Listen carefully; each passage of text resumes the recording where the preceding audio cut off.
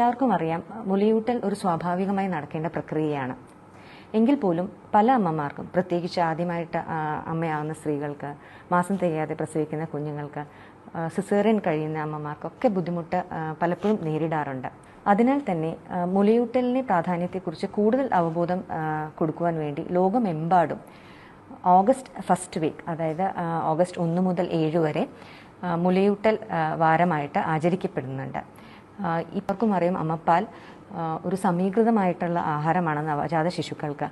കാരണം അത് ഏറ്റവും കുഞ്ഞിന് ആവശ്യമുള്ള എല്ലാ പോഷകാംശങ്ങളും മുലപ്പാലിൽ അടങ്ങിയിട്ടുണ്ട്. വളരെ സേഫാണ്, വളരെ ക്ലീനായിട്ട് അമ്മയിൽ നിന്ന് കുഞ്ഞിലേക്ക് അത് എത്തിച്ചേരുന്നു. ഒരുപാട് പ്രതിരോധശേഷി വർദ്ധിപ്പിക്കുന്ന അനേകം ഘടകങ്ങൾ, ഇമ്മ്യൂണോഗ്ലോബുലിൻ, ആൻറ്റിബോഡി തുടങ്ങിയ അനേകം ഘടകങ്ങൾ അമ്മപ്പാലിൽ അടങ്ങിയിരിക്കുന്നു. ഇതിനെല്ലാം ഉപരി മുലയൂട്ടൽ പ്രക്രിയയിൽ നമ്മൾ അമ്മയും കുഞ്ഞും ചേർന്നിരിക്കുന്നു, വളരെ അടുത്തിരിക്കുന്നു. തന്മൂലം കുഞ്ഞിൻ്റെ ശരീരത്തിലെ ചൂട് നിലനിർത്താൻ അത് സഹായിക്കുന്നു.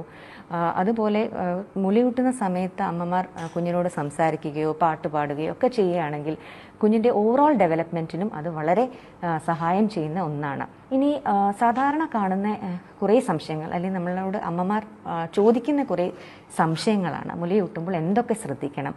ആദ്യത്തെ ചോദ്യം മിക്കവാറും എപ്പോൾ മുലയൂട്ടി തുടങ്ങണമെന്നാണ്.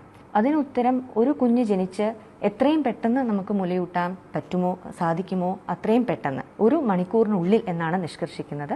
ഏത് വിധം പ്രസവമാണെങ്കിലും, സിസേറിയൻ ആണെങ്കിലും സുഖപ്രസവമാണെങ്കിലും 1 മണിക്കൂറിനുള്ളിൽ കുഞ്ഞിന് മുലയൂട്ടി തുടങ്ങണം. ഈ 1 മണിക്കൂർ എന്തുകൊണ്ട് പറയുന്നു എന്ന് വെച്ചാൽ, ജനിച്ച ഉടനെ ആ സമയത്ത് കുഞ്ഞ് വളരെ ആക്റ്റീവായിരിക്കും, വളരെ അലേർട്ടായിരിക്കും. അത് കഴിഞ്ഞ് ഒരു 2-3 മണിക്കൂർ കഴിഞ്ഞാൽ കുഞ്ഞ് ഉറങ്ങിപ്പോവാൻ സാധ്യതയുണ്ട്. ആദ്യത്തെ 1 മണിക്കൂർ നമ്മൾ കൃത്യമായിട്ട് വിനിയോഗിച്ച് ആ സമയത്തിനുള്ളിൽ കുഞ്ഞിന് മുലപ്പാൽ കൊടുത്തു തുടങ്ങിയിരിക്കണം എന്നാണ്. രണ്ടാമത്തത്, ഈ പ്രത്യേകിച്ച് പറയുമ്പോൾ ആദ്യത്തെ ഒരു 3-4 ദിവസം വരുന്ന പാൽ, അതിൻ്റെ പേരാണ് കൊളസ്ട്രം എന്ന്.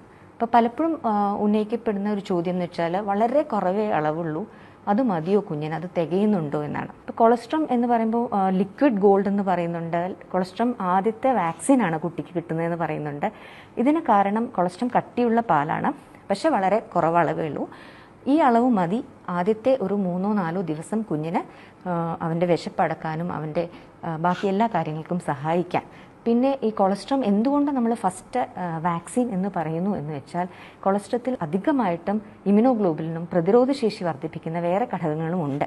അടുത്ത ചോദ്യം പലപ്പോഴും ചോദിക്കുന്നത്, എത്ര മണിക്കൂർ കൂടുമ്പോൾ എൻ്റെ കുഞ്ഞിന് പാല് കൊടുക്കണമെന്നാണ്. അപ്പം മുലയൂട്ടൽ അല്ലെങ്കിൽ ബ്രസ്റ്റ് ഫീഡിങ് ഒരു ടൈം ടേബിൾ വെച്ച് ചെയ്യേണ്ട ഒരു കാര്യമല്ല. നമ്മൾ ഡിമാൻഡ് ഫീഡിംഗ് ആണ് പറയുന്നത്. ഡിമാൻഡ് ഫീഡിംഗ് എന്ന് പറഞ്ഞാൽ എപ്പോൾ കുഞ്ഞ് ആവശ്യപ്പെടുന്നു, കുഞ്ഞിന് എപ്പോൾ വിശക്കുന്നു അപ്പോൾ ഒക്കെ നമ്മൾ പാല് കൊടുക്കണം. എന്നിരുന്നാലും ആദ്യത്തെ ഒരാഴ്ച, ആദ്യത്തെ ഒരു 3-4 ദിവസമൊക്കെ പലപ്പോഴും അമ്മയും കുഞ്ഞും പരസ്പരം അഡ്ജസ്റ്റ് ചെയ്യാൻ സമയമെടുക്കും.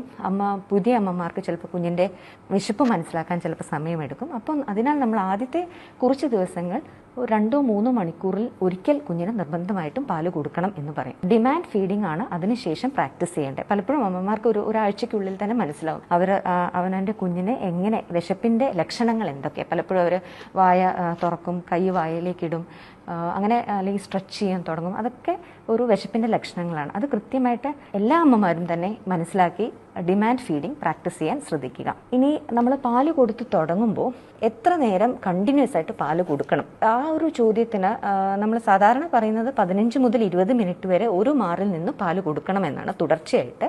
കാരണം ആദ്യത്തെ 5 മിനിറ്റ് അമ്മയുടെ മാറുന്നു വരുന്ന പാലിനെ നമ്മൾ 4 മിൽക്ക് എന്ന് പറയും.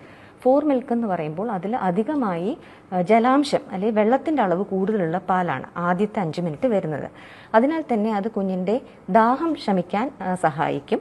അതിനുശേഷം വരുന്ന പാലിലാണ് കൂടുതൽ ഫാറ്റും കാര്യങ്ങളും അടങ്ങിയിട്ടുള്ളത്. അപ്പോൾ അതാണ് ശരിക്കും പറഞ്ഞാൽ കുഞ്ഞിൻ്റെ വെയിറ്റ് കൂടാൻ സഹായിക്കുന്നതും കുഞ്ഞിൻ്റെ വിശപ്പ് ശമിക്കാൻ സഹായിക്കുന്നതും. അപ്പോൾ എല്ലാ അമ്മമാരും ശ്രദ്ധിക്കേണ്ടത് ഒരു മിനിമം 15-20 മിനിറ്റ് ഒരു മാറിൽ നിന്ന് തന്നെ കുഞ്ഞിന് പാല് കൊടുക്കാൻ ശ്രദ്ധിക്കുക.